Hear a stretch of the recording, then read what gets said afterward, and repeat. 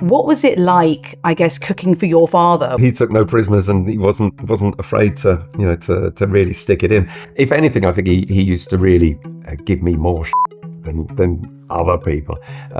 He was ferocious with me, especially in the first few years when I was starting to take over at Le Gavroche. He would be, oh gosh, so hard. And then the very final last service was for me, so we had a good send-off.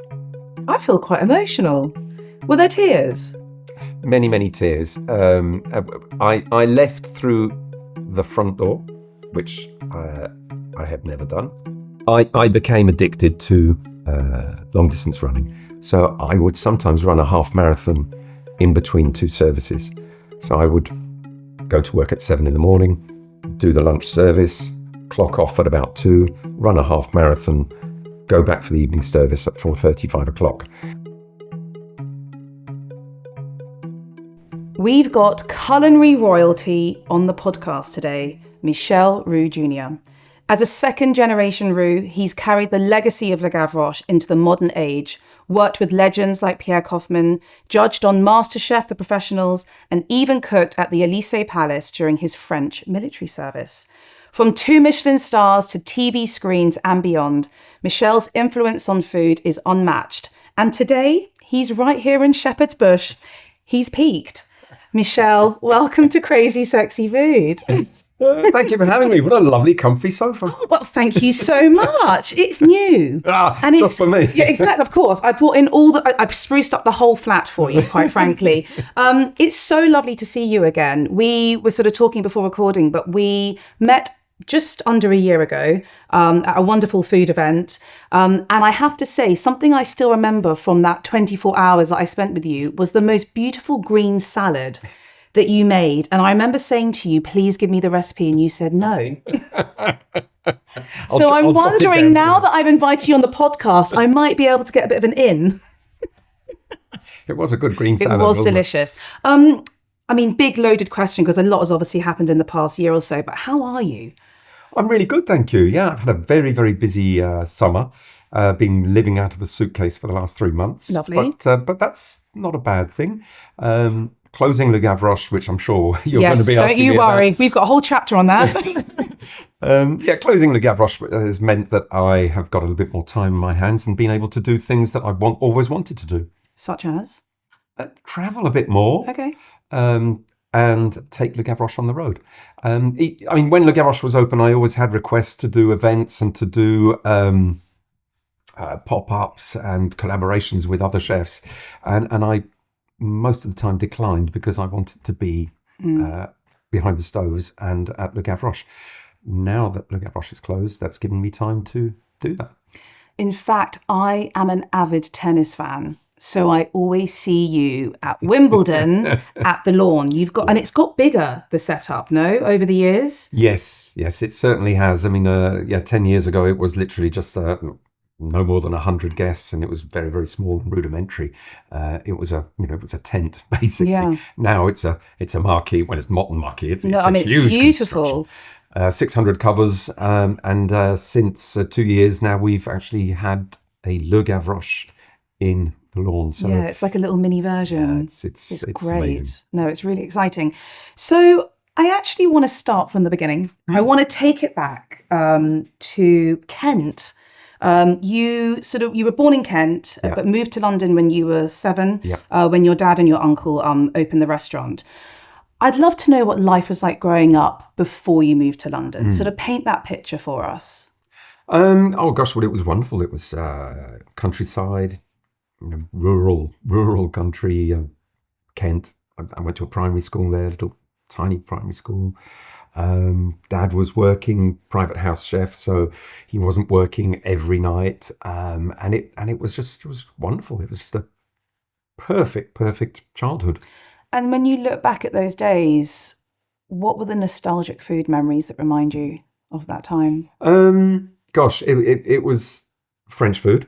I always say I was born in Britain, but raised as a French child. The reason being is my father and mother arrived in the UK and hardly spoke a word of French. And that they didn't know anybody other than work, and the neighbours, were all British around us. So we were very much foreigners. And my first language was French because speaking with my parents, and French family would come over to visit, and we would very much look forward to them coming over because they would bring over stinky cheese and camembert and things like that, and charcuterie and various things that were not available in the UK at that time. So it really was a wonderful, wonderful childhood. The food memories that I have are very, very basic, good home cooking. And Dad used to rear animals for the table. So he used to have pigeons, rabbits. So, for example, I'd be playing around with a rabbit on a Tuesday, and we would have lapin à la moutarde on the Wednesday. But that was normal because I was just about to say that is how people ate, right? Yes, and I think it gave me an understanding and an appreciation of where our food comes from. So at home, who was cooking? Who was the primary cook? Oh, it would be Mum. Okay. Yeah, Mum, because Dad was working, of course. Obviously. Okay. And Mum is a fantastic Is she? cook. She really is. She still is a fantastic cook, and she has so much energy. I mean, she is a Duracell battery, and there are other batteries available, obviously, but she is just unreal. I mean, she has so much energy. She's 84 now, and wow. And yeah, sometimes you think, my God, Mum, behave. You're not a teenager. I love that. Incredible. She's young at heart. She's incredible. I love that. I must ask you about your birth, because it's quite an interesting story about your birth into this world. Please tell us. You've obviously heard the story before. Of course I have, but other people might not have. So as I said before, Dad was private chef to a family called the Cazalet family in Fairlawn. Fairlawn is absolutely stunning estate. And the Cazalet family were horse trainers to the Queen Mum. So it was a very prestigious job. But Dad was the chef there, the only chef. Mum was the kitchen hand. So she would be helping, doing the dishes, prepping, and helping to serve the food as well. On one evening, Mum was very heavily pregnant. And just as they were serving the main course, she broke her waters. So I decided it was time to come out. Yes. I mean, the irony of it all, really. I mean, it's just perfect. I mean, there was no choice as to the trajectory of your life, I'm telling you. Absolutely. So I was very, very nearly born in the kitchen during the middle of service, but Mum was rushed to hospital, Pembury Hospital, and delivered. I came out and came back the next day. So from day one of my life, I was in a professional kitchen. And that was it. I guess there's this big shift, right? When you're 7, your dad and your uncle open Le Gavroche. I'd love to know sort of what you remember from this time in terms of, I guess, the family dynamic, because, running a restaurant, being a chef, I don't need to tell you, is all encompassing. What was that shift like for you as a child? So that was really tough for me. I didn't realize it at the moment, at that time, but going from this absolutely, fabulous childhood in the countryside, seeing Dad very often, it was, perfect, to moving into a London suburb, busy, noisy, lots and lots of faces and people that I didn't know, and then losing my dad completely because he'd obviously just opened Le Gavroche. He was working 7 days a week or 6 days a week, all hours. I'd see him maybe a little bit on a Sunday, but to be honest, on a Sunday, most of the time he was sleeping because he was just completely shattered. So it was a wholesale change for me, and looking back on it, I think that was a time in my life where I found it very, very difficult as a child growing up, and then also my schooling, going from this beautiful little school at the top of the hill in the village of Shibben to a local school, local comprehensive school, and it was just too much for me, and I had a lot of trouble at school. My first school, I went through loads of schools from the age of 7 to the school leaving age, I think I did 5 different schools.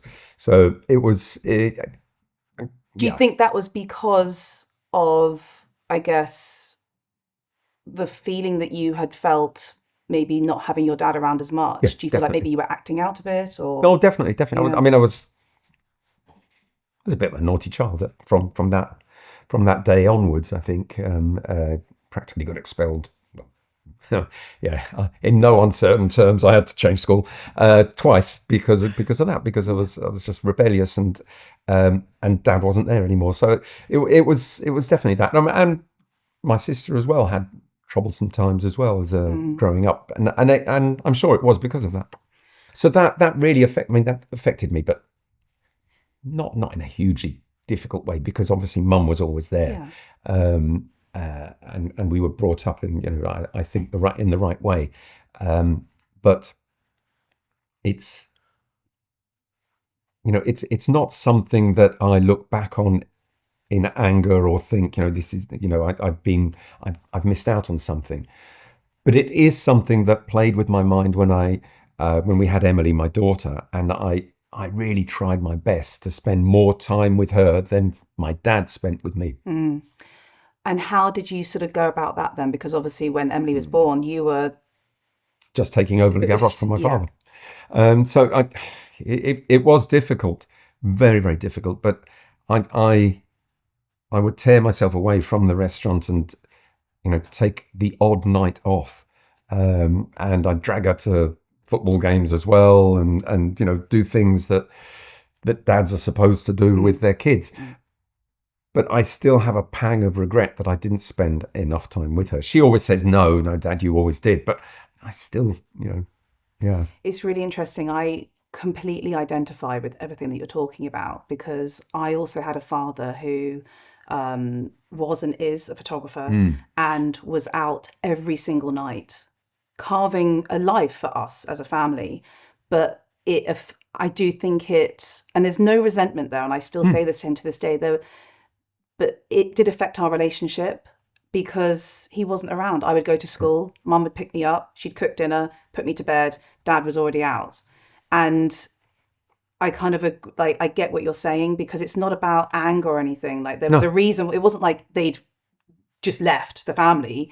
There was a quite a serious and also wonderful reason in a way why they perhaps weren't actually in the home. So I completely get it, and the nuances that come with it as well. I really do understand. I guess sort of linking it sort of with this, your dad and your uncle have sort of started this restaurant. Things are taking off.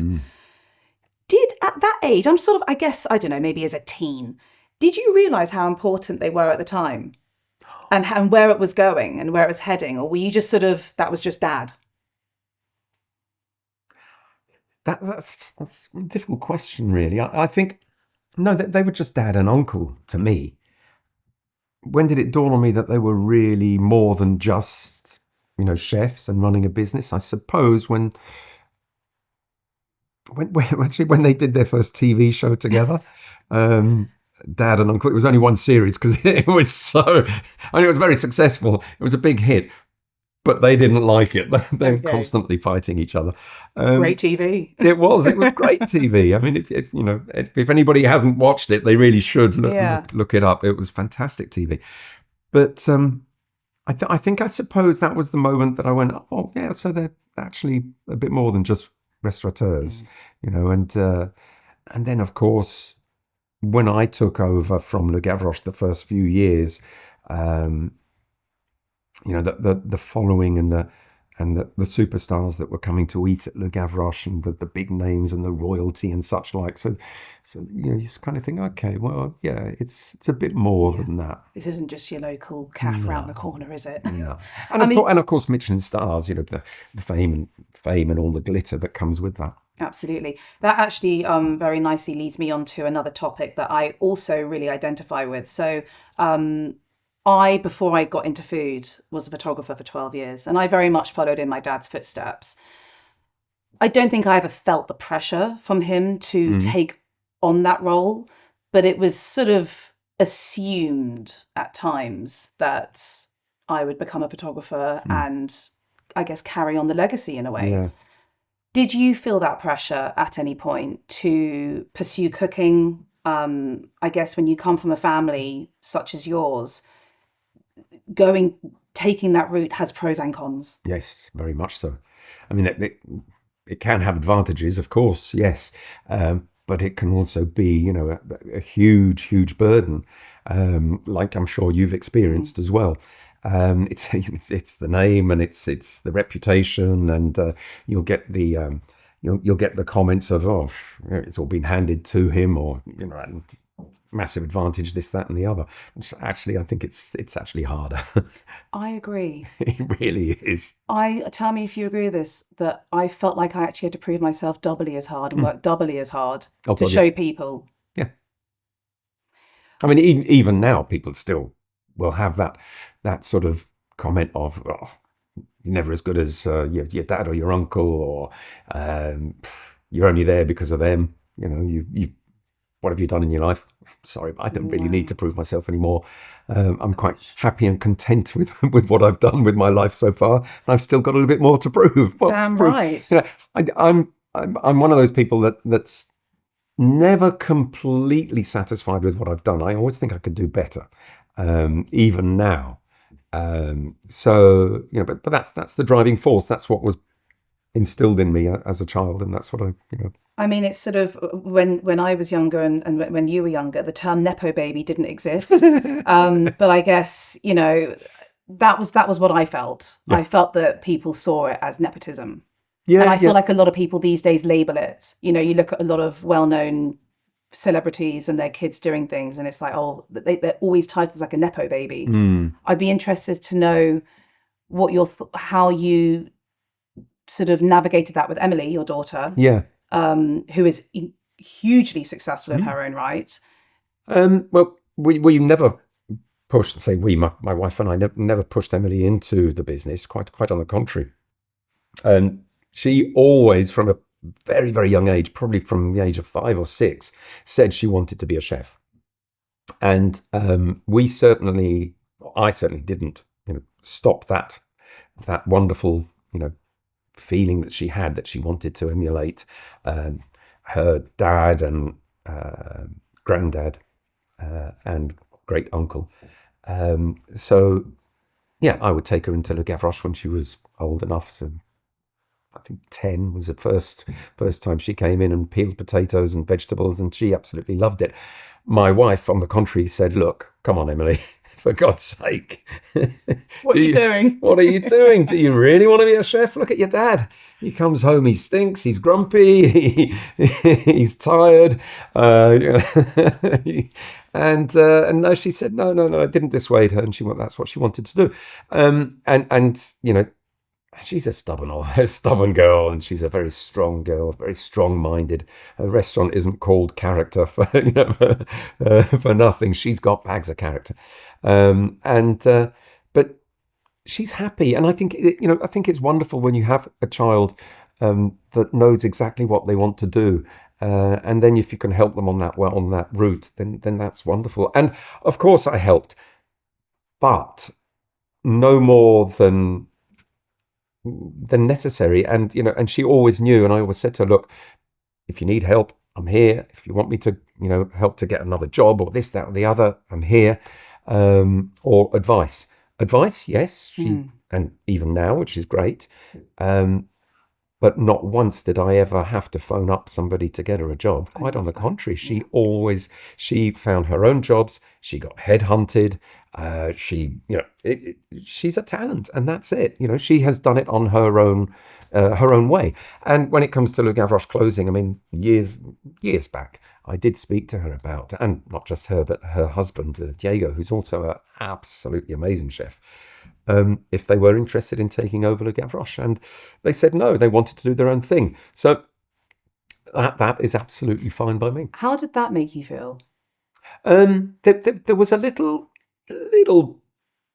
sort of pang, sort of, oh gosh, really? Would be great if you did. But there was also a moment of, yeah, well done. Good for you. Yeah. Yeah. Carving out your own path. back to those early days. I mean, I'm dotting around a little bit, but back to those early days when you'd kind of come back from the military service. You are a chef. What was it like, I guess, cooking for your father? Was there any sort of, I mean, it's kind of like me saying, me showing my photos in the early days to my dad and like desperately getting nervous for the critique and being like, well, that framing is terrible. The lighting is off. Go back and do another job. What is it like? Exactly that. Exactly. Terrifying. Oh my God, yeah. And he took no prisoners, and he wasn't afraid to to really stick it in. If anything, I think he used to really give me more than other people. He was ferocious with me, especially in the first few years when I was starting to take over at Le Gavroche. He would be, oh gosh, so hard. How do you take criticism? But it was tough. It was very, very difficult the first couple of years. So that late 80s, when I first came back to Gavroche, didn't officially take over till 91, but I was in the kitchens there from the late 80s. That was incredibly difficult. I mean, being criticised like that. And the thing with Dad is he would criticise. It would all come out of his mouth. I mean, it doesn't matter who was around you or whatever. It was definitely not discreet. It was just boom, and deal with it. So yeah. I think if you want to achieve anything in our industry, in hospitality industry, you have to build up a really thick skin, and you have to learn to take criticism not personally. That is probably the most difficult thing to do, especially for young chefs. And nowadays, on social media or whatever, you can get criticised, and it can be vicious. It can be very personal. So you've got to build that thick skin up, and you've got to maybe read the criticism, take it on board, and then step away from it, and just digest it. And if you can sleep that night, because sometimes they are the kind of criticisms that can keep you awake all night, and then look back at it and sort of make yourself stronger from it. And that's the way I've dealt with it as well. Taking any negatives and any criticism to make me stronger. It's Hannah here, and I'm so excited to be working with Wayfair.co.uk. Why? Because just like great food, a beautiful home should be full of personality, quality, and joy. Wayfair has everything to bring your dream space to life at prices that make it simple. That's why I'm proud to partner with them. So get it out of your head and into your home with Wayfair.co.uk. Has there ever been a particular review or a restaurant critic that has really, you'd have to name, well, I'd love you to name the name, but that has really sort of, it's like stuck with you. It's the one that like you can think of. Has there ever been a moment when you were like, oof, that one really, that's... There's been a few. Yeah. There's been a few that have been just absolutely, totally wrong. Yeah. I mean, really, really wrong, and not knowing what's in the plate and not understanding. And you think, really? You call yourself a food critic? But nowadays, everyone's a food critic. You just took the words out of my mouth. That's the thing. And that's the problem. Well, yeah. And that's a social media thing, I think, in my opinion. Everybody's got... Yeah. Everyone thinks they're a restaurant critic. Yeah. Yeah, everyone thinks they're they're an expert in this field, which they are not. Everybody is entitled to an opinion. I don't have a problem with that. Quite on the contrary. But we shouldn't slag off social media and criticism and feelings because we need them. As an industry, well, any industry, I guess, you need to be criticized to make you stronger. You need feedback. You need reviews. You need people to be talking about. Absolutely. Let's talk about Le Gavroche. For anyone who sort of lived under a rock for the past however many years, this was a 2 Michelin star restaurant that was opened by your father and uncle in 1967. Yep.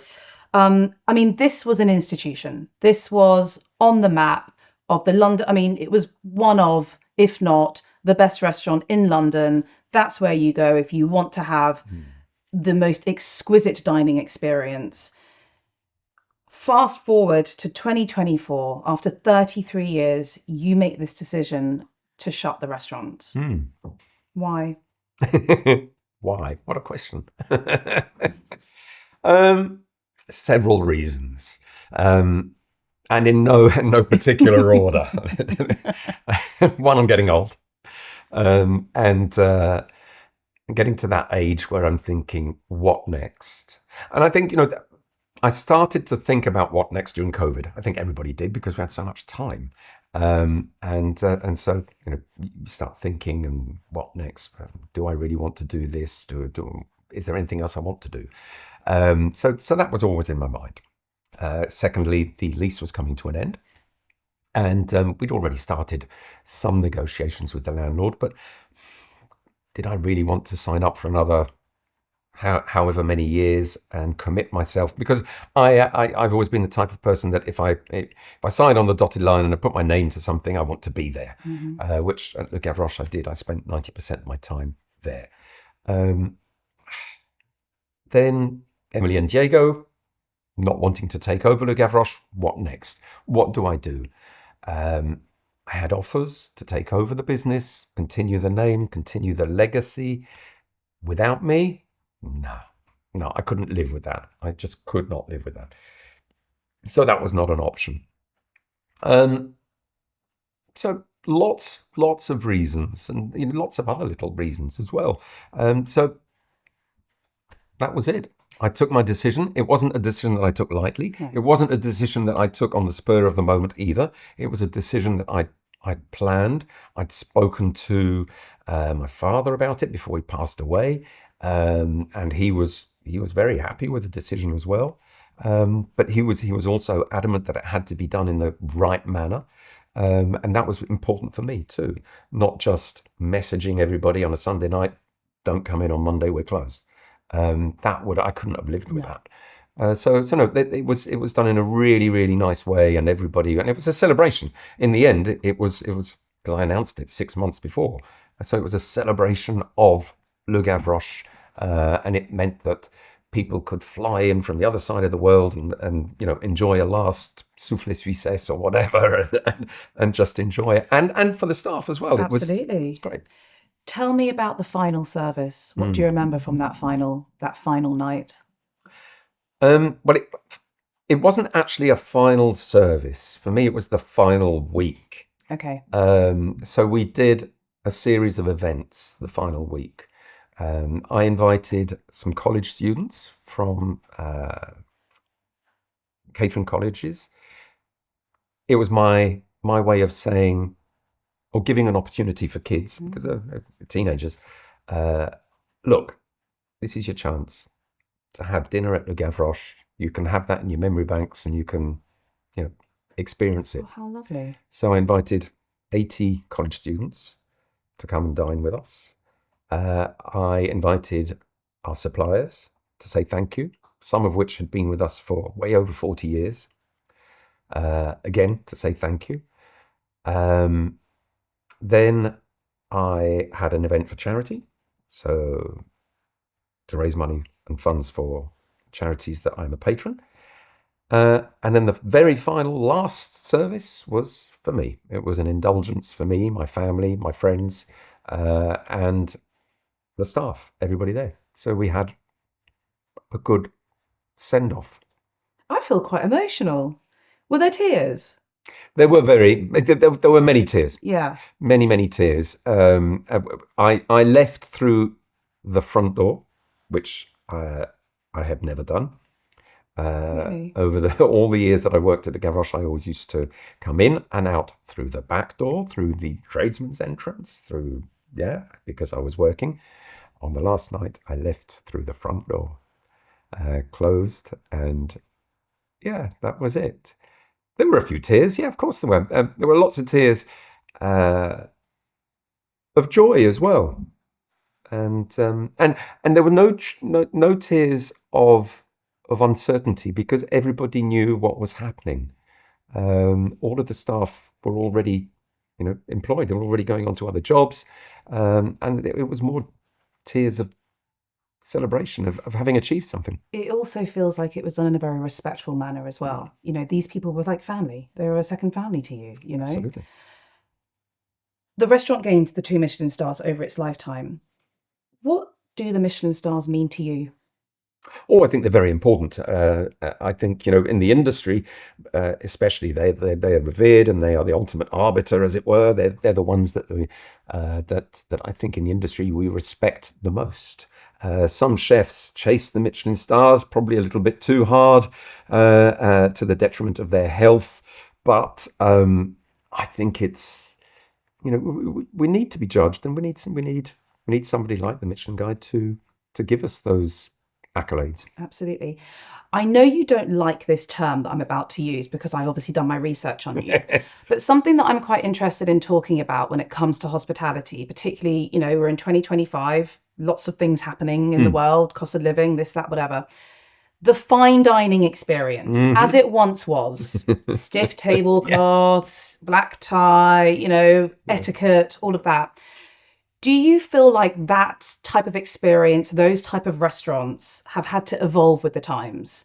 Do people still want that sort of experience, or do we need to change things up a little bit? And how did you see that, I guess, through the years? Yeah, well, I think Le Gavroche did evolve over the years. And when I took over, one of the first things that I changed was not so much the menu. Yes, I did lighten it up, and I did, you know, sort of bring my own stamp to the and style to the food offering. Although it was still very recognizably French and based on classics, because that's the way I cook, and that's the way, you know, the food that I love. But the service most definitely changed. And I remember when I did take over, the waiters and front of house were told, you do not talk to the guests until they talk to you. You have to stand back. It's very, very stiff. And, you know, service was like that. It was very austere and quiet, and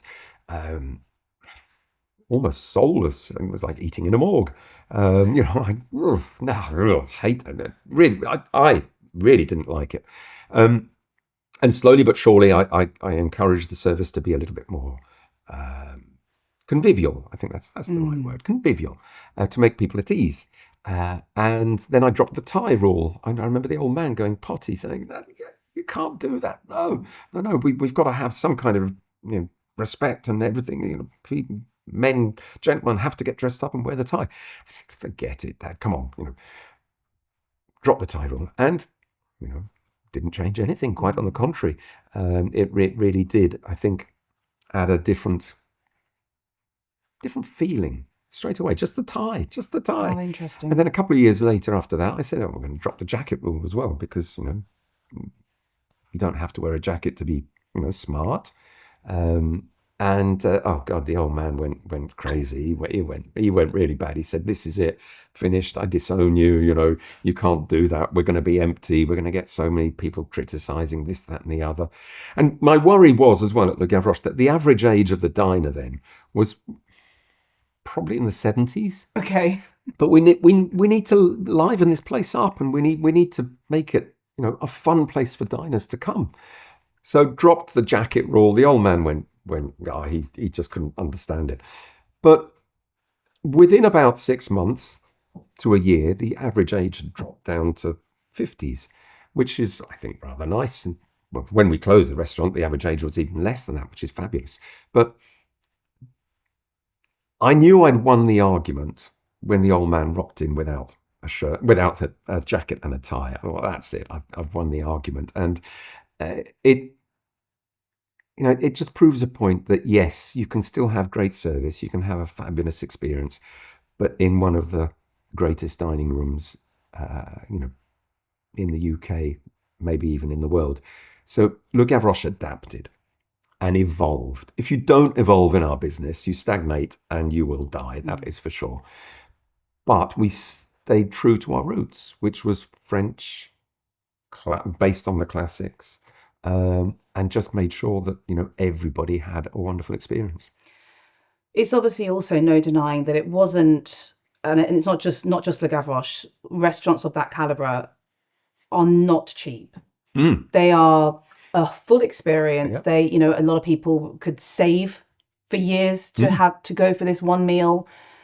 In this day and age that we're living in, what are your thoughts? And I know there's so many things and components to this, but the thoughts on charging such a high fee for a certain demographic means that a lot of people will never get the opportunity to eat in these places. Yeah, that's true. But then, in life, you've got to aspire to something, and you've got to always, want to experience. I think it's about an experience. So, yes, it's not cheap. That is for sure. But I don't think Le Gavroche was ever elitist. People did used to save up and come for a special anniversary. And they were treated in the same way, if not maybe even better than people who were dining with us once a week. And we used to have that. But then we also used to have, we used to run the lunch and the lunch service. We used to have the lunch menu, which was very affordable. And so, yeah, I suppose restaurants, 2-3 Michelin starred, are very, very expensive. And, people will say, oh, it's just food. Why should it be that expensive? It's not just food. It's an experience. And let's not forget, we're using the most expensive ingredients. And I remember just before closing, I was flabbergasted. We bought a whole turbot, big turbot, 10 kilo. It cost me back £300. So, I've got to make money out of that. Yeah, no, I get 300 quid for a fish. God knows how much it is now. But if I'm not using turbot, what am I going to use? Lemon sole? If you come to the Gavroche, you don't expect to eat lemon sole. Yeah. I get it. Yeah. It really is difficult for to get that message across. And of course, it's not just about the food; it's the whole experience. Yeah, I couldn't agree more. Now that you do have time on your hands, you get to eat out at other restaurants. Yay! Where are some of your favourite restaurants to eat out at? Well, I live in South London, so I when I'm asked that question, I always like to give South London a bit of a plug. I'm very fortunate. I live 10 minutes walk away from Trinity. Oh, yes. Nice. Which is fabulous. And not just Trinity downstairs, which is the Michelin starred part of the restaurant, but Trinity upstairs is super, super fun. It's almost like a tapas bar. It's just wonderful. Great experience there. So, and of course, let's not forget Chez Bruce. Oh, yeah. I mean, they've been around now for 40 years, something like that. And yeah, it's fabulous. I mean, it's so consistently good. So yeah, two of my favourite haunts, South London. And of course, your daughter's restaurant. Ah, yes. Well, of course. But that's not South London. Would you ever go and cook in? Have you ever cooked in the kitchens there? Would you ever go and cook there? Yeah, absolutely. Oh, we do events there. Okay, lovely. I do events there. In fact, we're doing a week, Christmas week. So we're doing a father and daughter Christmas week in her restaurant. I love that. Yeah. How can people find out about that? It'll be on their website and on their Instagram website. The tickets go so quick. Yeah, I can imagine. Yeah. Oh, that sounds so cool. I love that. And do you cook a lot at home? Yes. Are you the cook? Yes. And what is sort of, if I was going to come over for dinner, what we having? Oh gosh, well, last night we had roast grey leg partridge. Oh gosh. It may sound posh and everything, but it's grey leg partridge. What are you having with it? So we had. So I opened the fridge door. Here we go. What are we going to have with this lovely grey leg partridge that Mrs. Roux bought at Moen's the butcher? Give them a plug. We had leftover butternut squash. We had leftover boiled potatoes and leftover piece of cabbage. So I basically chopped all of that up, put it in a big roasting tin, drizzle of olive oil. Oh no, I added a bit of garlic to it, and just put that through the oven when I was roasting the grey leg partridge, and the grey leg partridge juice just drizzled on. That was it. Oh, sounds fabulous. Simple food. I'll be round tonight. Thank you very much. Away from the kitchen, you are an avid marathon runner. Now, Michel, I'm trying to understand this one. I ran the London Marathon in 2019. Well done. And about an hour and a half after I completed that marathon, there is a video of me throwing my running shoes into the bin. So I'm a retired long distance runner. Why do you run marathons? Yeah, but congratulations, you did one. Yes, I did. No, and I actually have to say, aside from having my son, I think it is my greatest achievement. The funny part of the whole thing is that if you look at any photos of me through the entire 26.2 miles, I'm crying throughout. I'm not even joking. My husband met me at Bermondsey Station, Canary Wharf at mile 18, and then there was a bit sort of near Temple. And in every video, I'm crying. Joy or pain? The pain.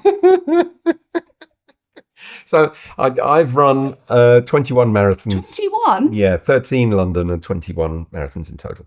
My wife ran one marathon. We ran it together, Paris, because she wanted to know why. She did one like you and said, that's it. No, she got it. Been there, done that. My marathon running days are over. My knees are completely shot and my back is playing up. But I still keep fit. I still run, but not the great big distances. But the thing is, so when I embarked on this journey, I took it quite seriously. I'm sort of a bit of an all or nothing person. So I 5 months, I stopped drinking. I trained a bit like an athlete. I had a whole program. I'm just that person. If I'm going to do this, we're going to do it properly. And I actually am always quite interested in the psychology behind things. Yeah. So I'm sort of fascinated by people who do run like ultra marathons or multiple marathons. Yeah. And I was sort of thinking about it in terms of your life. There's that adrenaline of being a chef in a kitchen.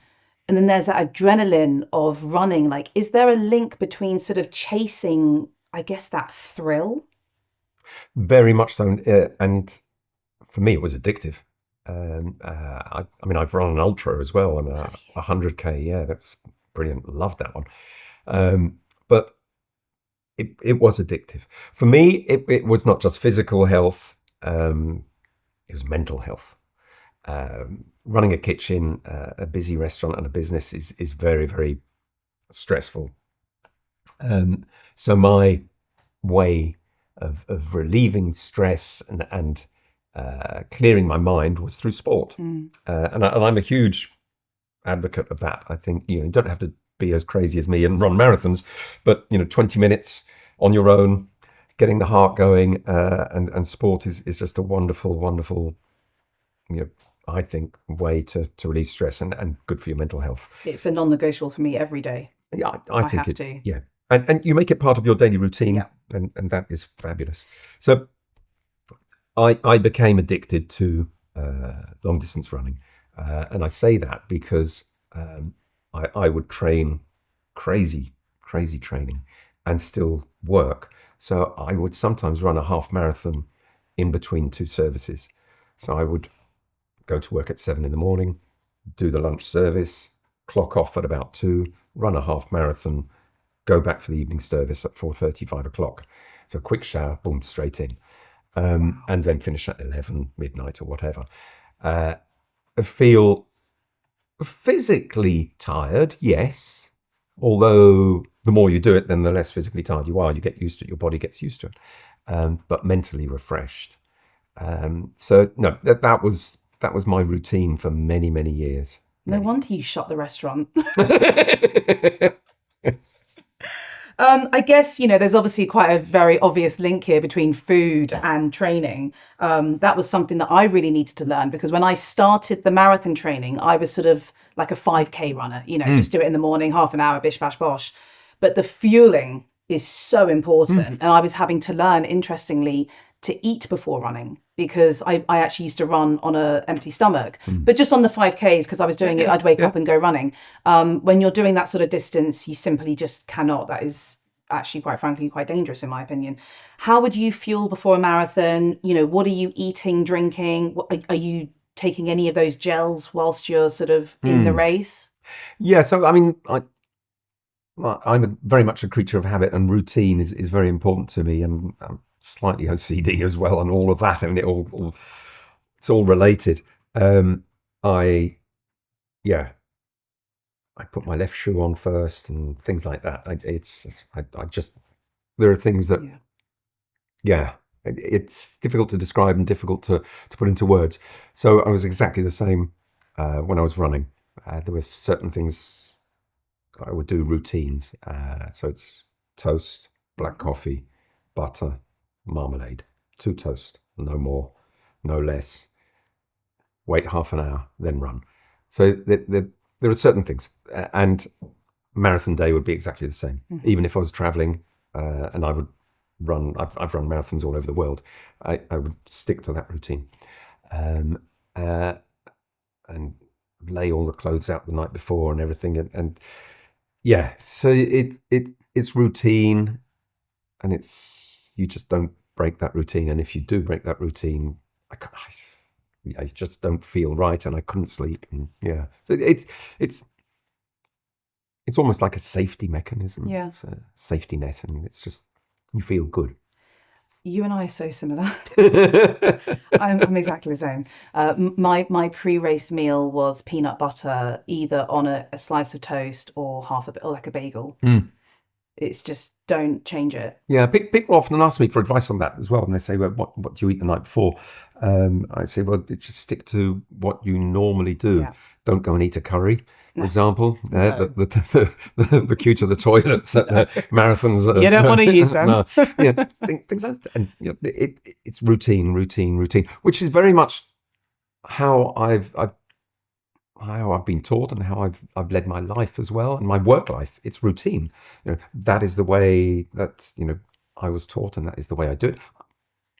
Not to the detriment, obviously, of progress, because if you're always saying that's the way we do it because that's the way we've always done it, then you're never going to grow, and you're never going to progress in life. But understanding that is the best way to do it, and understanding that you've got ways to achieve greatness, But that element of routine as well, like, obviously I've interviewed many chefs, and something that I always get from all of these conversations is that the life of a chef, there's a form of, it's quite militant. It's sort of, it is like that, and it sort of has to be like that at the level that particularly you are working at. That's why you are where you are. And stepping a bit out left or right starts making things wobble, Yeah. So I do completely get that, even though I'm not a chef. Well, I'm a good home cook. I'd love to cook for you one day, but I'd be bloody nervous. But one day. That's another podcast. I very, very rarely get invited to dinner parties. I bet you don't. I don't know why. I'm sorry, Michelle. I mean, listen, I'd like to call you a friend, but I'm not inviting you over for dinner.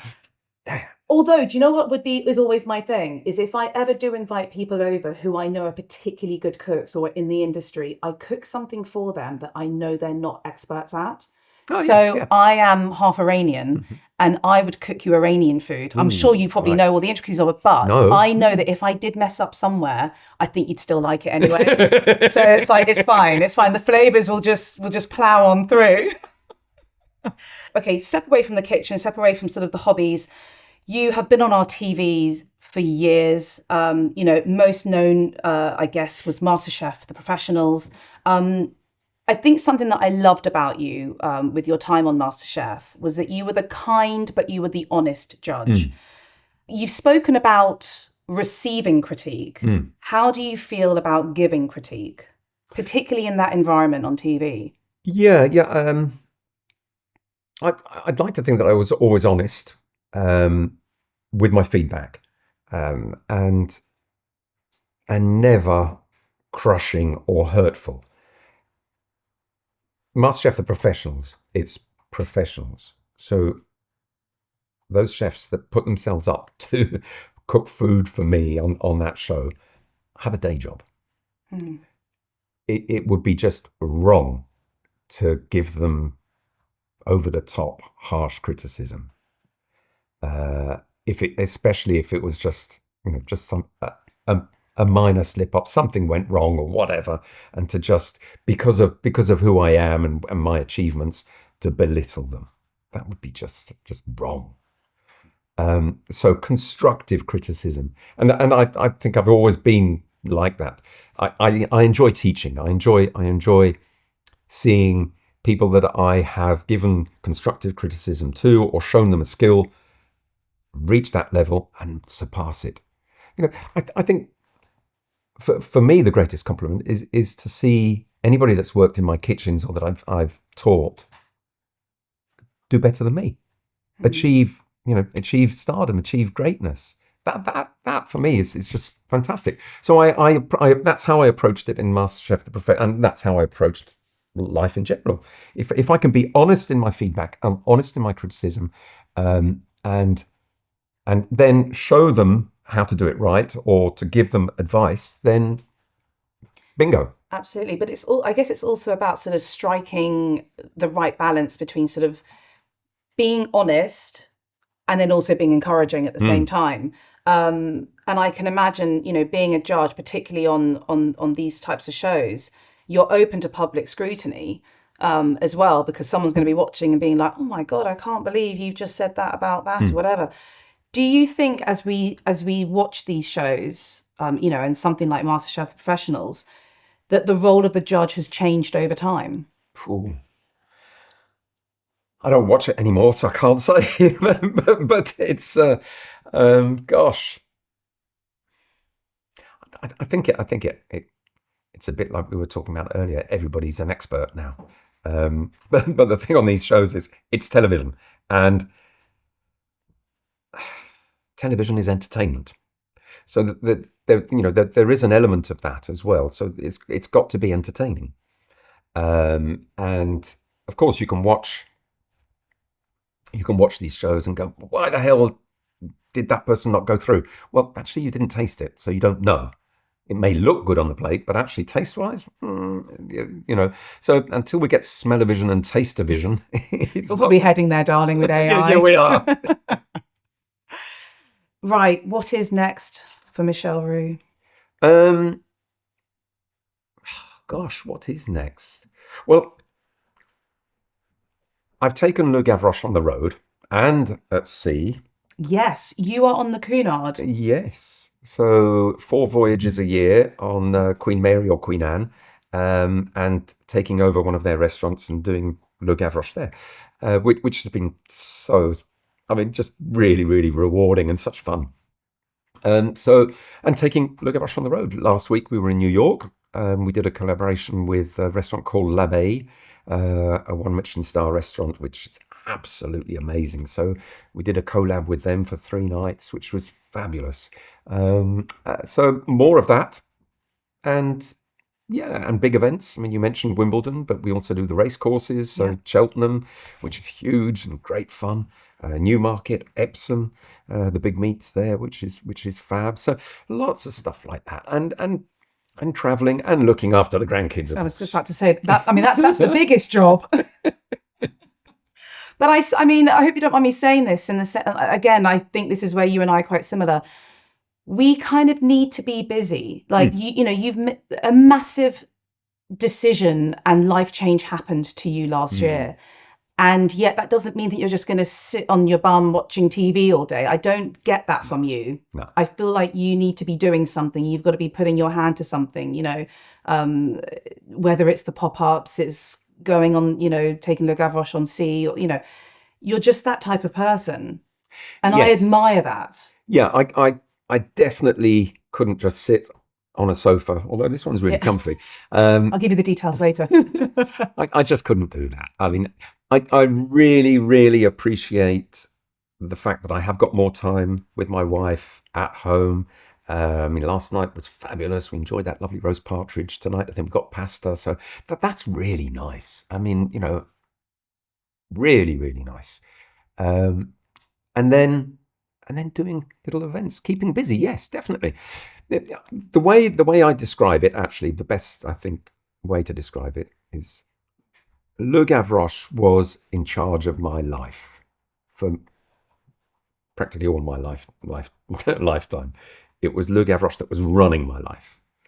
I've taken back control of my life, and now I am the boss. I am taking back control of Le Gavroche. So I pick and choose what I'm doing, where I'm doing it, and that's really nice. And empowering. Yes. very much so. I'm really excited for what's to come in the future. Yeah, so I don't know what else am I going to do? I'm going to do more of what I'm doing now at the moment, which is enjoying life. And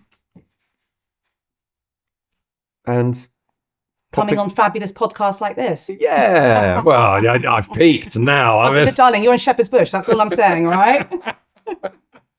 Okay, so the new segment of this season is that I have been thinking about a little silly gift for each of my guests that reminds me of said person. Mm-hmm. I really struggled with you because I went down the route of trying to impress you. So I scrapped that yesterday and I thought, right, he has 2 Michelin stars. The restaurant shut last year. What can I sort of get him that he can carry this on for the future? I'm intrigued. So I thought that I would get Michel Roux Haribo star mix so that you always have the stars at home. Oh, God. I know who's going to be the lucky recipient of this. I believe it might be a grandchild. Jesus. As a little side to this, there's a Haribo factory about half an hour's drive from my house in France. You're kidding. I'm not. There we go. See? I knew I was onto a winner. And the great thing is, when you go to visit, because I have been to visit, I bet you have. you can smell it before you No before way, you get there. really? It's amazing. Oh, wow. It really is fun. There we go. Enjoy your stars. They're the most important stars you've ever been given. This is a very important question, Michel. I sometimes can't believe I ask certain chefs this question, but here we are. My favourite snack of all time is a packet of crisps. Mm. What is your favourite flavour of crisps and why? Ready salted. Just Okay. as it is. Do you remember the little blue bag? Oh, salt and shake? Yeah. So you'd salt them yourself? The original one, yeah. Yes. Mm. Is that sort of an iconic childhood memory for you? Yeah, it is. I just love that. And I mean, I need to get technical here. Are we talking? So you just like a good potato chip? You're Yes. not looking like sort of as it comes. Classic, good quality potato crisp. Fine, Salt. perfect. They do some very fancy ones now. They do. Without putting names. You can name brands, it's fine, but but I know what you mean. But Yeah. like a standard Walker's, or are they too thin? A kettle chip, a bit I like thicker. a kettle Yeah, chip. kettle. You want a bit more substance. Yeah, a little bit more crunch, a little bit more thicker, slightly thicker. Yeah. Good quality potato and good quality salt. Okay. Oh, gosh. Okay. Why mess around with a potato crisp? You know, I don't mind a ready salted. I just think there's a time and place for it. For me, because crisps offer me so much excitement, I need a flavour. Like I love a salt and vinegar, like a really strong salt and vinegar. I love with a glass of wine or champagne or something like that. No. Yeah. Oh yeah. No. Yes. No. Yes. You know what? You are ruining the glass of wine and I'm champagne. going to introduce you to the alcohol and crisp pairing. Honestly. As a Michelin star chef, I would like to think that you know your flavours. Mm-hmm. So I'm going to ask you to do a little taste test to see if you can figure out what each flavour crisp is. No. Cheese and onion? Flame grilled steak. Seriously? It tastes cheesy and oniony to me. There's definitely not a taste of steak in that, is there? Vinegary. Yeah, salt and vinegar. Yep, well done. Well, that is, I'll be... You know what, actually come back to that. It's like bisto or something like that. There you go. Yeah, it's a sort of the meaty... Yeah, bisto, yeah, but, okay. but not meat. I mean, is bisto meat? Well, that's a good question.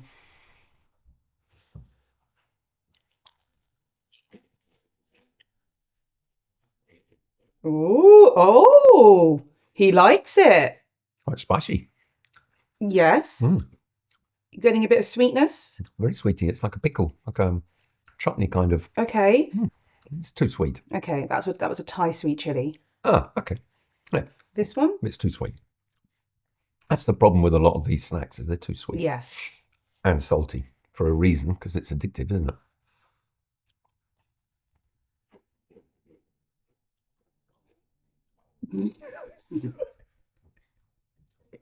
I can't believe we're doing this. So I'm not a great crisp eater. But this is brilliant. You've done well. I don't eat crisps. You've basically got 2 of them. Yeah. This one might be a bit difficult, actually.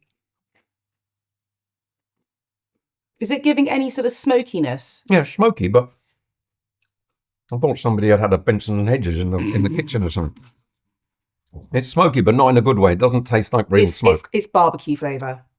Barbecue. Mm. I'd be worried if my barbecue food tasted like this, I tell you. Final one. What is barbecue? Well, I should be asking you, what is barbecue flavour? Barbecue flavour is smoke. It's something that's been touched by wood and flame and wood chips, hickory. I don't know. What is barbecue? What is barbecue flavour? Well, there we go. That's a $1 million question. No, I don't like it. Okay. This one you're probably going to get. Again, smells very vinegary. Sour. You've actually just had it. It was a prawn cocktail. Is it? Yeah. But it might be because you've... Okay, yeah, now I get it. But You're a good sport. You're a good sport, Michel. I don't care what anyone says. Well done. Again, it's sweet. Okay, we're going to finish off with quick fire questions. Okay. What is the craziest food you've ever eaten? I have had some amazing food and some really, really weird and wonderful food. I mean, crocodile, kangaroo, snake, snails. Whale. Wow. Oh, actually, seal. Oh, wow. Where? Well, somewhere. yeah. Reindeer's foot. Foot. I mean, I do actually like I've tried reindeer in Sweden. No, sorry. Did I say foot? I meant reindeer tail. Oh, reindeer tail. Tail. So many things. Weird and wonderful. Story? Enough time for a story? Always enough time for a story. When I was working in Hong Kong at the Mandarin Oriental, sometimes on my days off, I would go to spend the day in the Michelin-starred Chinese restaurant there. Mm. And one day I saw a heron coming in, and they plucked the heron, put it in with loads of aromats and water in a clay pot, sealed the clay pot, and cooked it for 12 hours. Wow. It came out, and they strained it. Didn't use the meat of the heron or any of the vegetables. It was just for the broth. And that was a light bulb moment for me as well, to see that and to understand that actually it wasn't just about the meat, the protein, it was all about the broth. Mm. And I was very fortunate enough, the chef there gave me a tablespoonful of it to taste. And it was the most extraordinary, tasteful consommé ever. Yeah, weird and wonderful things. I think that wins. That was an amazing answer. That sounds incredible. I was. What's been your most memorable meal and why? Most memorable meal, I would say, is always with close, family, friends. It doesn't matter how much you spend. It's the moment in time. Love that. What food sums up happiness for you? Gratin dauphinois. I was not expecting that. When Mrs. Roux makes it. Oh, what does she do to it? What's her thing? I don't know. She won't tell you. She won't tell me the secret. I love that for her. I like that. I think it's a bit of love. It's always a bit of love. Who's the person that you've admired the most that you've got to cook for? Wow. And I mean, I'm sure there's been a few over the years.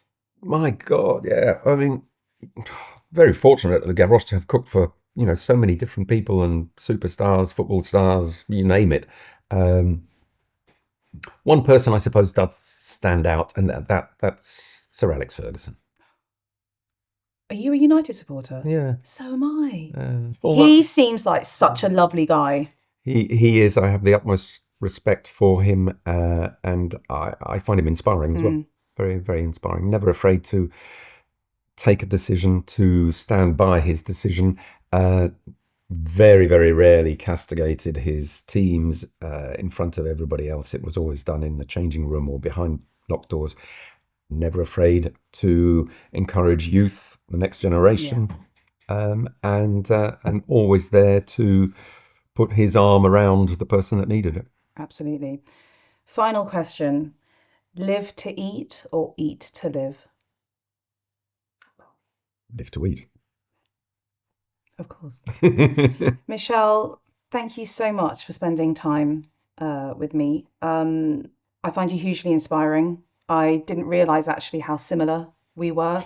And I am honoured to have kind of got to hear about your story and hear about, slightly more difficult parts, big decisions. And I'm so excited to see what the future holds for you. Thank you. Until next time. Hungry for more? Hit subscribe.